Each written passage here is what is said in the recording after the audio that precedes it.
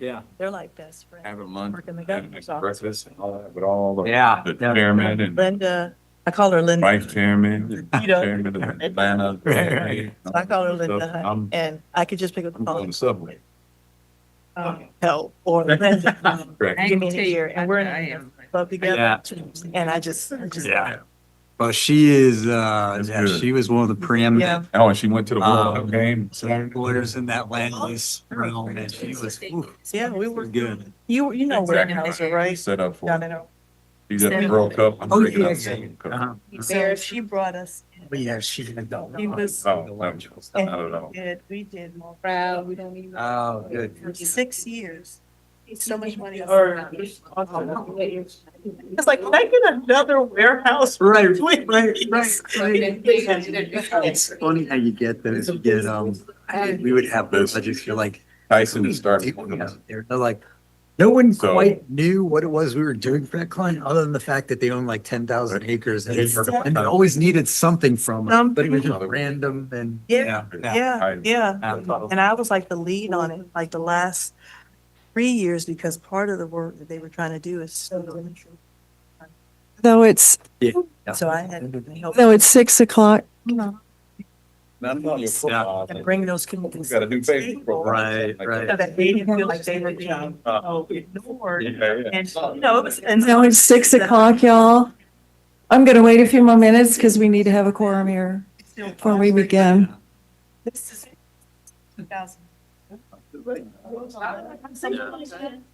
Yeah. Wow. Yeah. That's great, that's great. The wind in our hearts. No, Out of yeah. Lewis.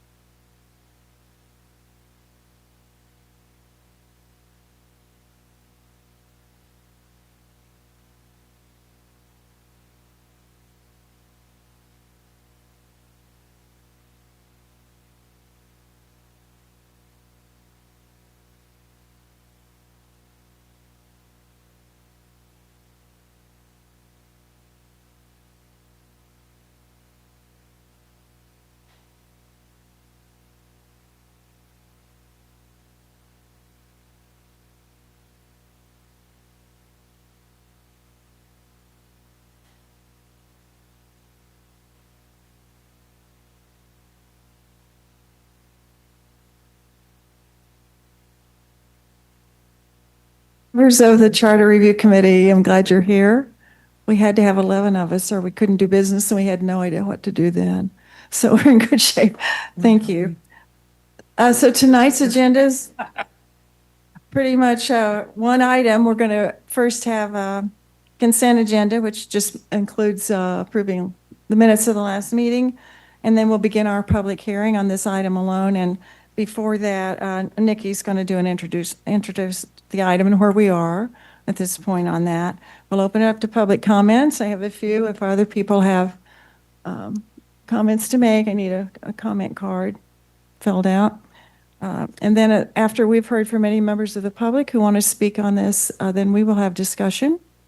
and decide where we want to go before we go into public hearing number 2. So without anything else to go for, I guess, do I hear a I'd move approval of the minutes. Second. motion? Okay. Zap, zap. Okay. Motion's been made and seconded to move consent item and minutes of the last meeting. All in favor, say aye. Aye. And opposed, no. Thank you very much. Right, Nikki, would you like to go forward with introducing the item and then we'll move right into public comments, Great. public hearing.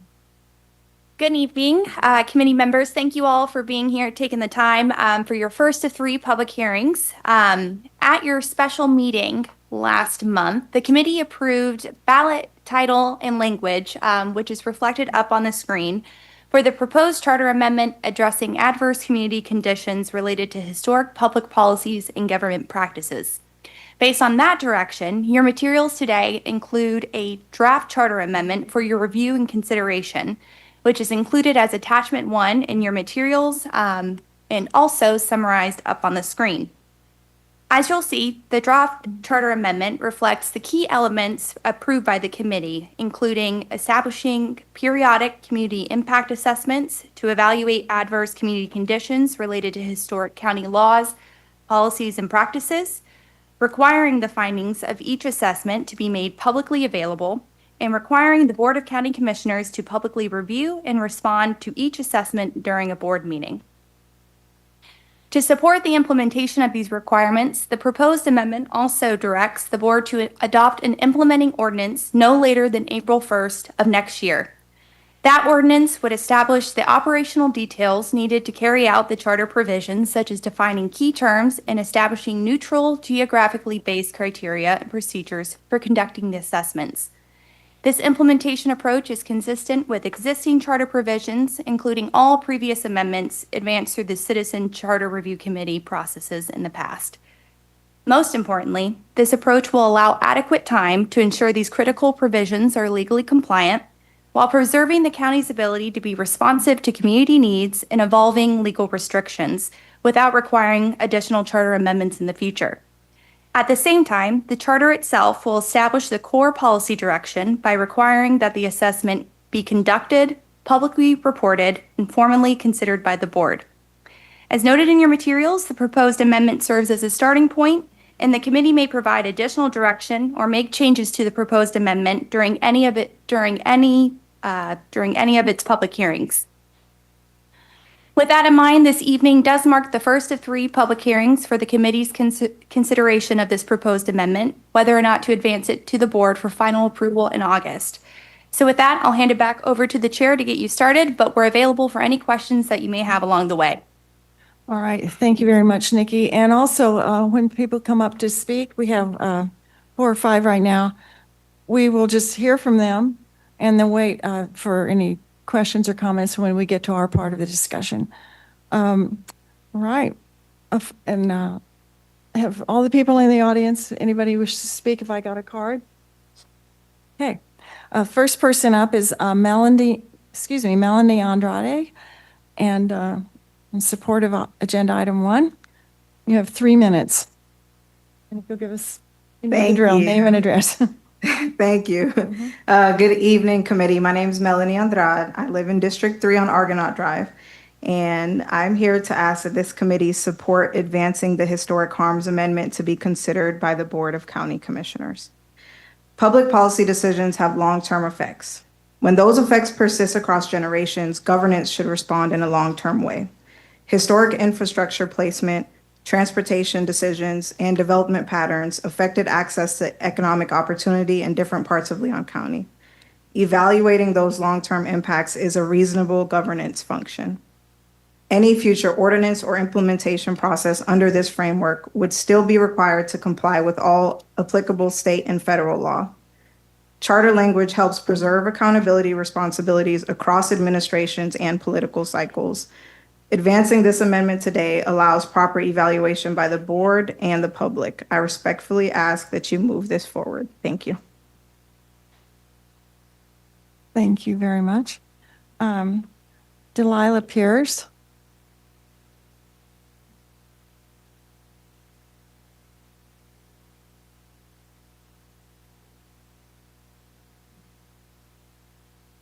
Hi, my name is Delilah Pierre, and I'm a member of the newly founded Tallahassee Alliance Against Racism and Political Repression. And I just wanted to say I'm here to support the Historic Harms Initiative. I've lived in Tallahassee, I think, for like 8 years now. I graduated from Florida State University in 2017, and I've walked along a lot of Tallahassee because for a long time I didn't have a car. And walking around Tallahassee, you can really see the disparity in how communities in Tallahassee are treated.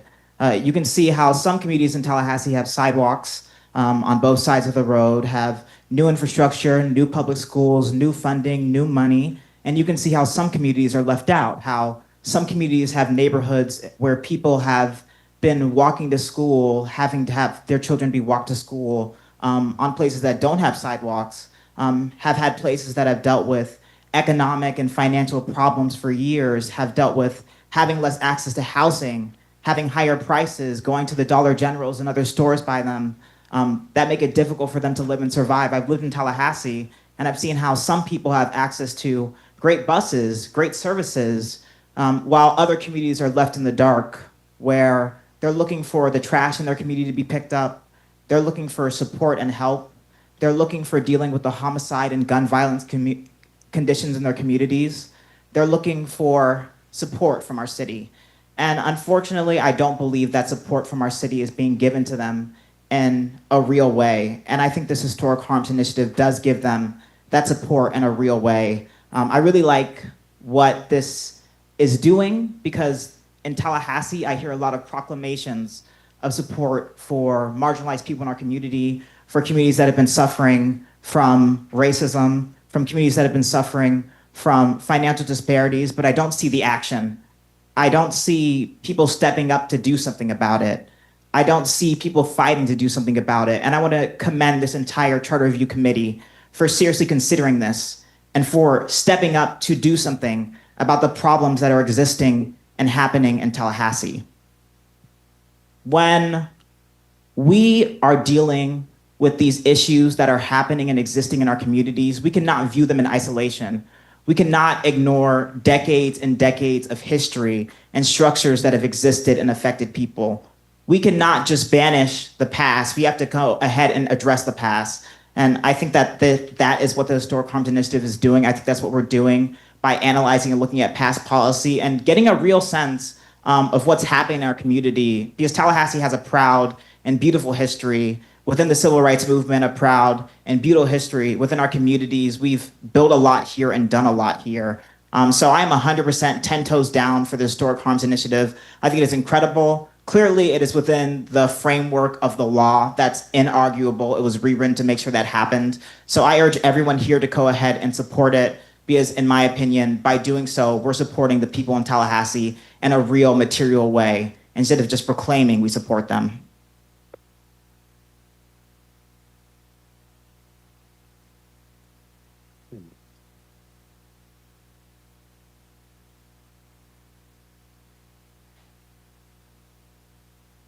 Oh, no, she's not. That's not you, that's them.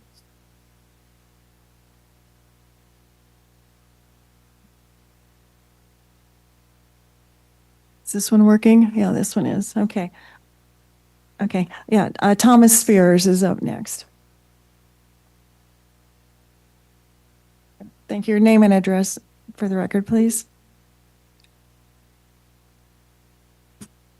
That's all right. Okay, cool. Thomas Spears, 123 Lock Street, 32303. I'm also a member of the Tallahassee Alliance, and I'm here to support the amendment as well. For a lot of what Delilah has already said, it's a concrete movement towards addressing these harms that we all know have been there for decades upon decades.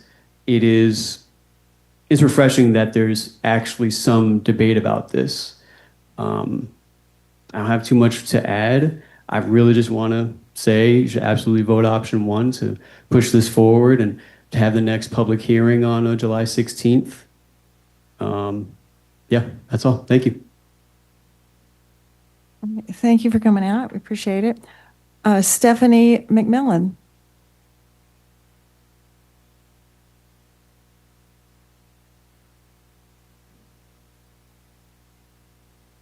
Good evening, everyone. I am Stephanie McMillan, and I reside in the 32301 zip code.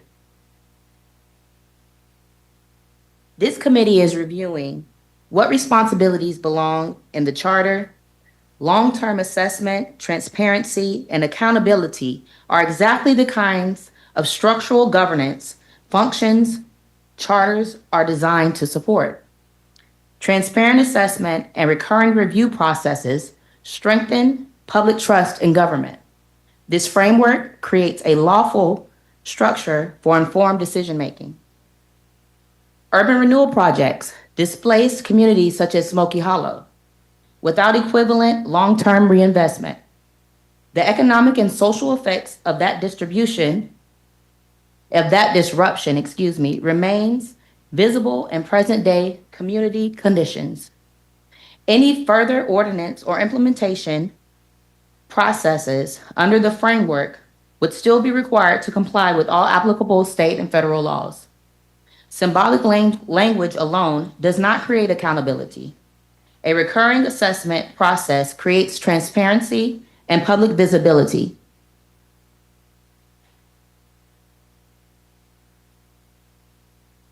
This is about long-term responsibility and stability in governance. I respectfully urge you to recommend this amendment for inclusion in the charter. Thank you all so much. Let me see is this working now? Okay. Back to this one. Thank you very much. The last speaker we have right now is Julie Meadows Keefe.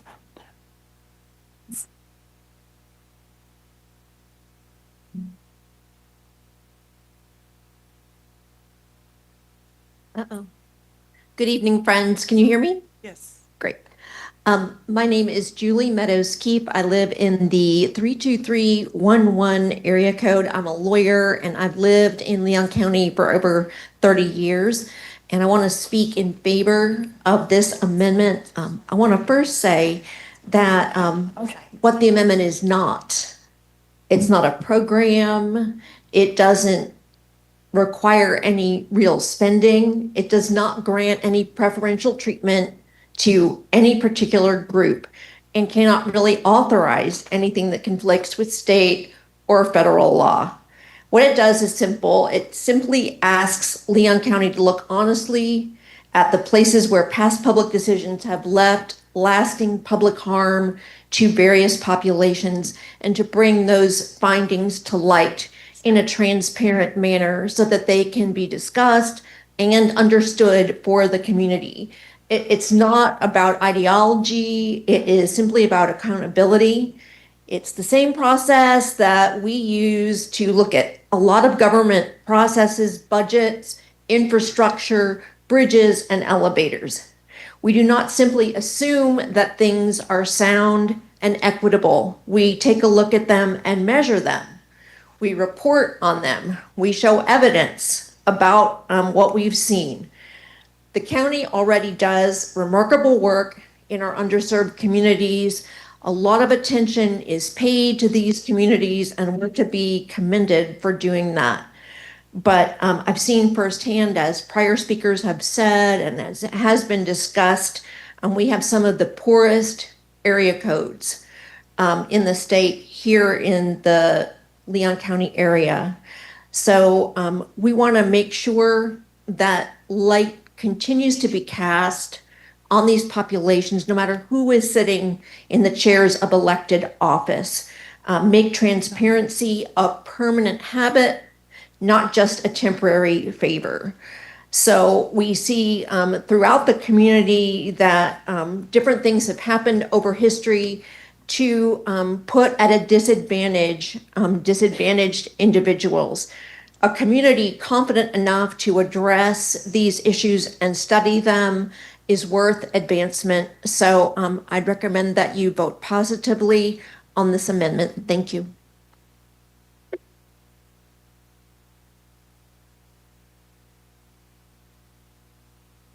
was me. You hearing me now? Sorry. Technical difficulties. Oh, here we are again. Okay. Well, ladies and gentlemen, unless we have other speakers coming forward, now it's our time to discuss what we've heard this evening, anything that we would like to, any questions or comments that you all have. We had a really good discussion at our last meeting when we shifted around several things and made emphasis in some areas. As I recall, we included the historic public policies piece that we discussed quite a bit, and the word affirmation, which was Dr. Lewis's proposal. So we've had some really good discussions throughout. We have 2 more public hearings. We can today make changes or suggestions or proposals or things that we want the county commission board to consider later on. So do I hear any discussion, comments at this time?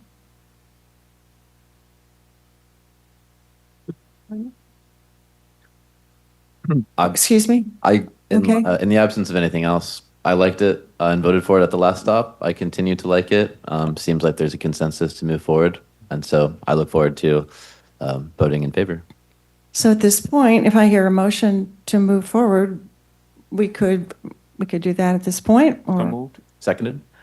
motion's been made and seconded to move forward to the next public hearing. All those in favor of precisely that, moving forward at the next public hearing, please say aye. And those opposed, no. All right, thank you, ladies and gentlemen. I think we've done it. Wow. Okay. Quick meeting. Thank you to everybody in the public who came to speak to us. We have, the notes will be in the record. Oh,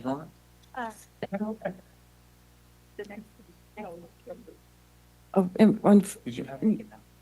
right, pardon me. The next public hearing at 6 o'clock on July 16 and the 30th. Same place, same location. Okay, Can I, what, so may I ask? Beg your pardon? Because we haven't gavelled out, right? not yet. What considerations have been given from the county commission, if any, around bringing the public more into the process of feedback? We know that there's been some issues when decisions have left this body and gone over to the county, right? And I want to make sure that that doesn't happen again. And I think part of that is making sure that we have as many people as possible and as many viewpoints as possible that are here. And so I guess I'm just asking, while I definitely appreciate the 4 people who showed up today, I want to make sure that we, frankly, I want to make sure that the county commission feels like we've talked this out enough, right? They sent it back to us, and I guess I'm just asking, what was the plan to notify the public or invite them to this more? Was there any discussion about that? And I might refer to staff on that. You want to answer that? Yeah, so these are public hearings, so we have extensively noticed this through our standard platforms. But in addition, we utilize our social media outlets to notify and broadcast these meetings. And there's been plenty of engagement throughout the process through social media. But like I said, it's a public hearing, so it's been duly noticed. Okay. And had at any point the county talked about doing kind of a formal presentation of what is actually on that? I recognize that they can't do any kind of direct advocacy, right? But the county can certainly put a kind of non-policy document together that explains what it is, right? We will prepare an agenda item detailing essentially the evolution of this item in the proposal to our board. And at that time, that will explain the details and the ins and outs similar to the agenda materials before you today.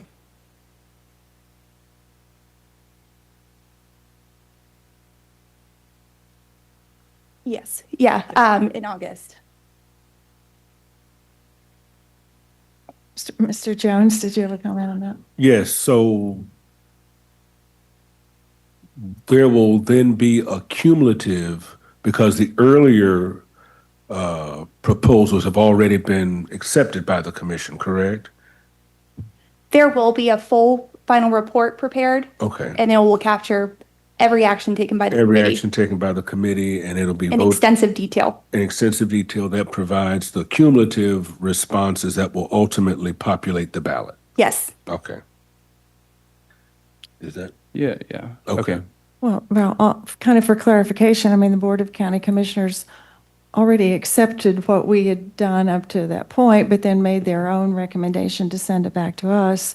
So I think that we're sort of continuing to work on this topic and. Thank you for your indulgence, Madam Chair. This opportunity has made me get to my point better, which is that what do we all think about doing some kind of town hall in Frenchtown about this, or doing some kind of town hall on the south side about this? As individuals? I don't know if that's. From the Leon County. I don't know if that's something that the Board of County Commissioners wants to proceed with, that they wanted us to go forward with this one piece of all of the issues we discussed. I didn't hear it, unless the county commission is saying it's that, I'm not sure that we have the authority to go ahead with a town hall. Well, and actually, what if we moved the second or third public hearing to Frenchtown or the south side? Or to a different location? Well, to be fair, this is a committee of 21 members, hence why we're here. Otherwise, we would have been in the county commission chambers. So there's a lot of considerations in terms of public participation, if not in person, broadcasting, making sure that we're able to broadcast it on all of our channels as well. So it's a lot of logistics. So it's not as easy as just picking it up and moving locations. Madam Chair, Yes, sir.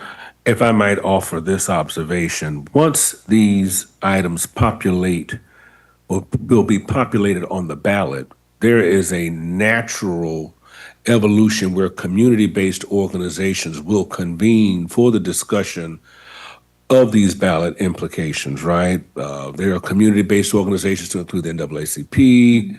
I can imagine the organization that Mr. Strobel has, NEBA, all of them will take all of the ballots considerations to include the ones that will also be coming from the school board, which will provide the community opportunity to hear from persons with whom these ballot amendments are made possible. I would suggest, for those who are interested, as these things are announced, there's nothing that forbids us from being present at those meetings as citizens, correct?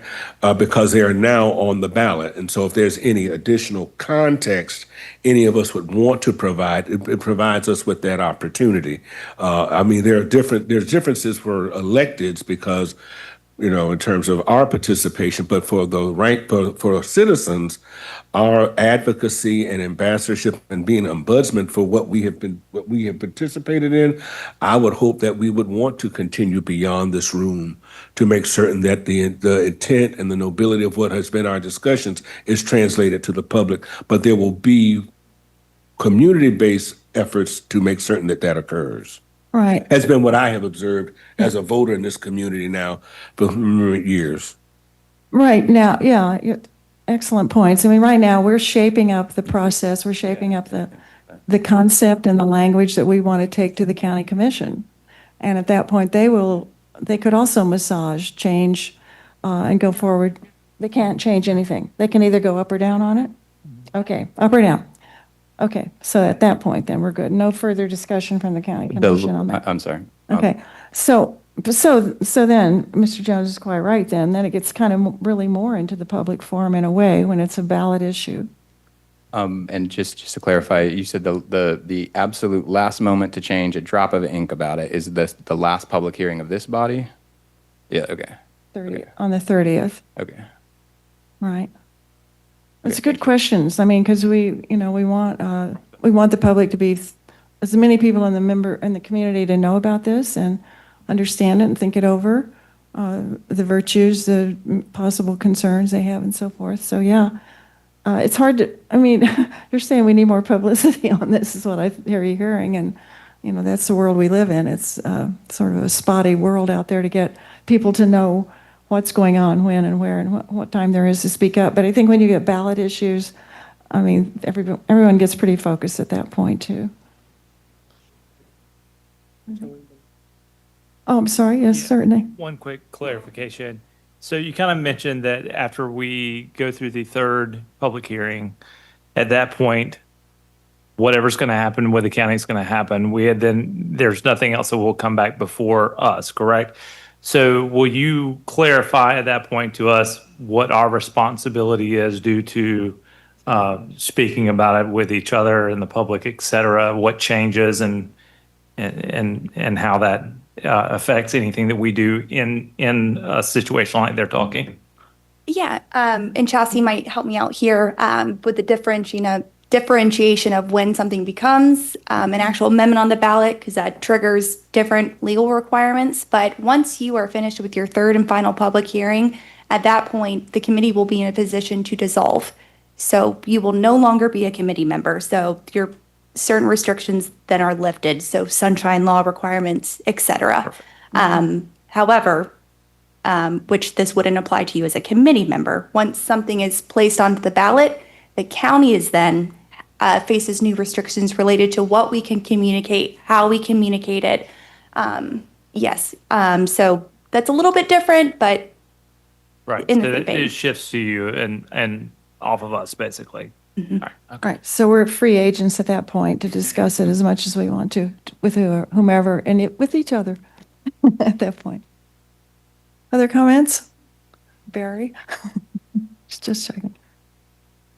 All right, I'm glad we talked about this because I think we're all a little bit wondering, how things are going to go forward.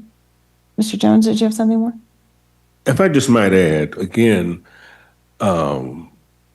this has been first of all, it's been a great, I know we'll meet again, but great job from everybody who's been involved, Ms. Hatch, our attorney, our chair, vice chair, and all the members of the committee. And I'm hoping that we would have a sense of ownership as members of the committee.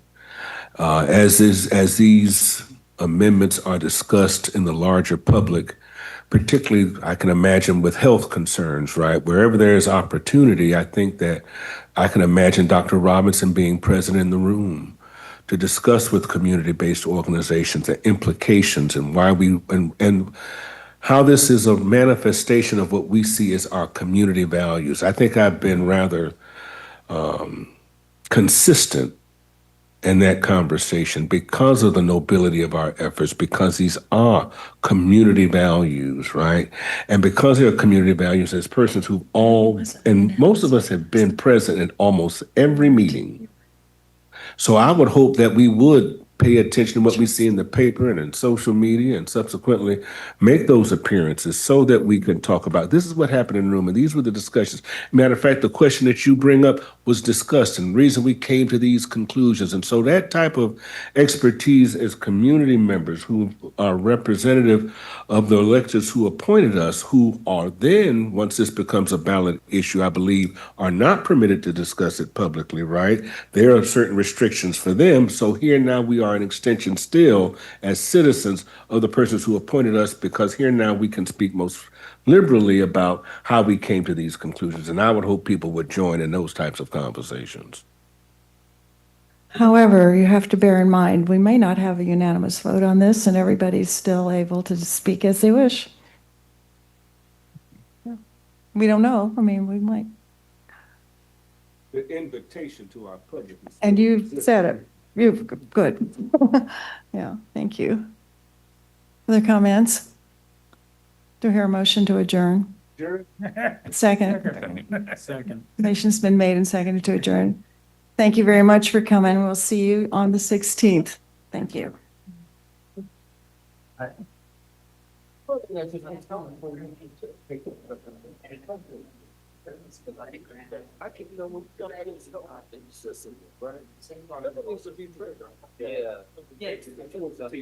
Sometimes the new future.